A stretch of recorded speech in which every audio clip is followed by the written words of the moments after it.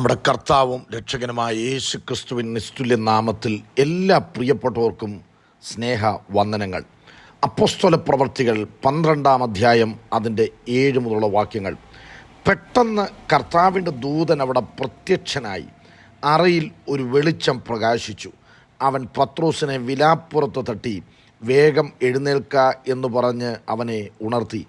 ഉടനെ അവൻ്റെ ചങ്ങല കൈമേൽ നിന്ന് വീണുപോയി.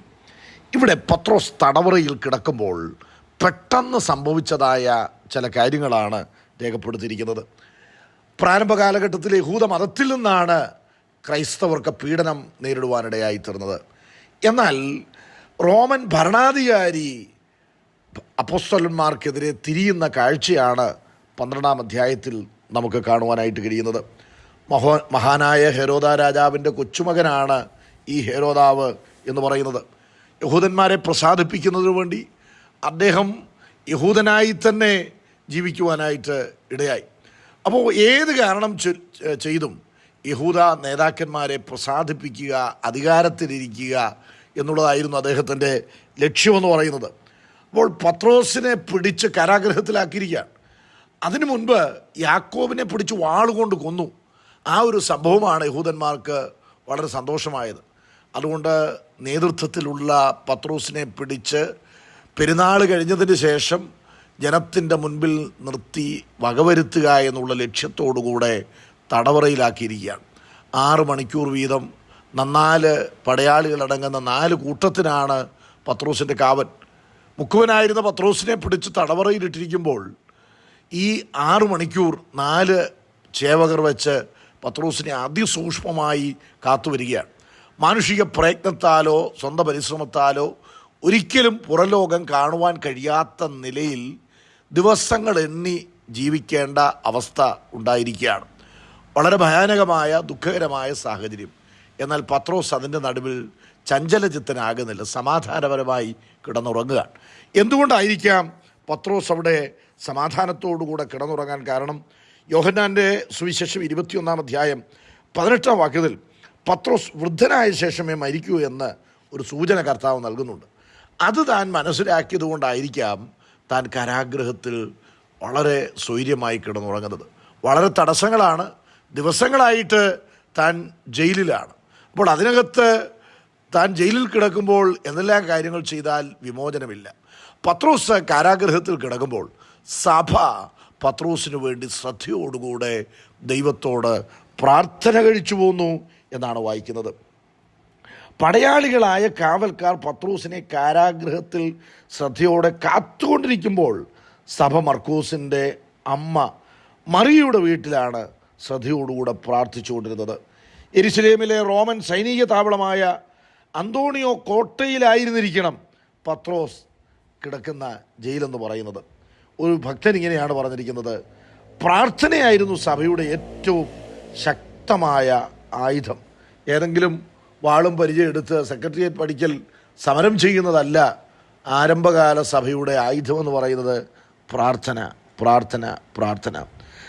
ഇവിടെ സഭ പ്രാർത്ഥനയ്ക്കായി മുഴങ്കാലും അടക്കിയപ്പോൾ പത്രോസിനെ കൈ പിടിച്ച് ജയിലിൽ നിന്ന് പുറത്തു കൊണ്ടുവന്നത് ദൂതനാണെങ്കിലും ദൂതനെ കൈക്ക് പിടിച്ച് ജയിലിലേക്ക് കൊണ്ടുവന്നത് സഭയുടെ പ്രാർത്ഥനയായിരുന്നു എന്ന് തോമസ് വാട്സനെ ഉദ്ധരിച്ച് വീഴ്സ്ബി എന്ന് പറയുന്ന ദൈവദാസൻ രേഖപ്പെടുത്തിയിട്ടുണ്ട്. പ്രാർത്ഥനയിൽ അസാധ്യമായത് ലക്ഷ്യമിടും, അസാധ്യമായതെന്തും സാധിപ്പിക്കുന്നത് പ്രാർത്ഥനയാണ്. നീതിമാൻ്റെ ശ്രദ്ധയോടുകൂടിയ പ്രാർത്ഥന വളരെ ഫലിക്കും. യേശു ഗെത്സമനയിൽ വെച്ച് അതിശ്രദ്ധയോടുകൂടെ പ്രാർത്ഥിച്ചു എന്നാണ് വായിക്കുന്നത്. തീഷ്ണമായ, തീവ്രമായ, ആത്മാർത്ഥമായ, മനസ്സുറച്ച പ്രാർത്ഥനയാണ് ശ്രദ്ധയോടുകൂടിയ പ്രാർത്ഥന. അപ്പോൾ കാര്യങ്ങളൊന്നും നടക്കാതെ കുടുങ്ങിക്കിടക്കുന്നത് പോലെ തോന്നിയാലും പ്രാർത്ഥനയുടെ ഫലമെന്താ? പിന്നീട് നടക്കുന്നതെല്ലാം പെട്ടെന്നുള്ള കാര്യങ്ങളാണ്. ഇവിടെ പെട്ടെന്ന് എന്നുള്ള പദത്തോട് ചേർന്ന് നടക്കുന്ന അനവധി കാര്യങ്ങൾ രേഖപ്പെടുത്തിയിട്ടുണ്ട്. നോക്കുക, പ്രാർത്ഥിക്കാൻ ചില ദിവസങ്ങളെടുത്തു, വിടുതലില്ല, വിമോചനമില്ല, പ്രദർശന വസ്തുവായി തീരുകയാണ്. മരണം എണ്ണിക്കൊണ്ട് കഴിയേണ്ടതാണ്. എന്നാൽ പ്രാർത്ഥനയ്ക്ക് മുഴങ്കാല് സഭ മടക്കിയപ്പോൾ പിന്നീട് നടന്നതെല്ലാം അത്ഭുതമായി മാറുകയാണ്. പ്രിയപ്പെട്ടവരെ, വിടുതൽ നടക്കുന്നത് വരെ തടസ്സങ്ങളാണ്. നടക്കാൻ തുടങ്ങുമ്പോൾ പെട്ടെന്നായിരിക്കും കാര്യങ്ങൾ നടക്കുന്നത്. പെട്ടെന്നായിരുന്നു കാരാഗൃഹത്തിൻ്റെ വാതിൽ ദൂതൻ തുറക്കുന്നത്. അറയിൽ വെളിച്ചം പ്രകാശിക്കുന്നു. പത്രോസിനെ ദൂതൻ വിലാപ്പുറത്ത് തട്ടി ഉണർത്തി. ചങ്ങല പത്രോസിൻ്റെ കയ്യിൽ നിന്നും താഴെ വീഴുന്നു. അരകെട്ടി ചെരിപ്പിട്ട് മുറുക്കുക എന്ന ദൂതൻ പത്രോസിനോട് ആജ്ഞാപിച്ചു. യാത്രയ്ക്ക് വേണ്ടിയുള്ള ഒരുക്കത്തിനായിരുന്നു അത്. ആജ്ഞയനുസരിച്ച് ദൂതൻ്റെ പിന്നാലെ പത്രോസ് പോയി. താനൊരു ദർശനം കാണുന്നതായിട്ടാണ് പത്രോസ് ചിന്തിച്ചത്. 3 വാതിലുകൾ കടന്നു വേണം പുറത്ത് പട്ടണത്തിലെത്തുവാൻ. പട്ടണത്തിലേക്കുള്ള ഇരുമ്പ് വാതിൽ അവർക്ക് വേണ്ടി സ്വയം തുറക്കപ്പെട്ടു. നോക്കുക, ഈ ദൂതൻ പ്രത്യക്ഷപ്പെടുന്നത് വരെ വിമോചനം അസാധ്യമായിരുന്നു. ദൂതൻ കാരാഗ്രഹത്തിൽ ഇറങ്ങിക്കഴിഞ്ഞപ്പോൾ പിന്നീട് നടന്നതെല്ലാം പെട്ടെന്നായിരുന്നു.